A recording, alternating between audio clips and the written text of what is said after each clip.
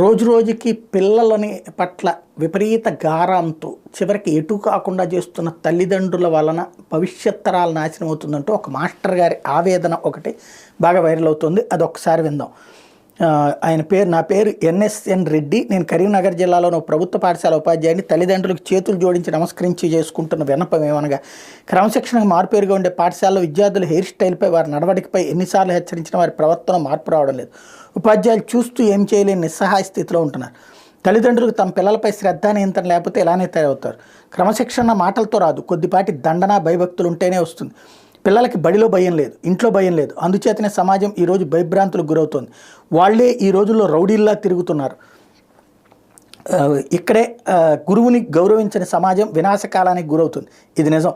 గురువు అంటే భయం లేదు, మరియు గౌరవం లేదు. ఇక చదువు సంస్కారం ఎట్లా వస్తుంది?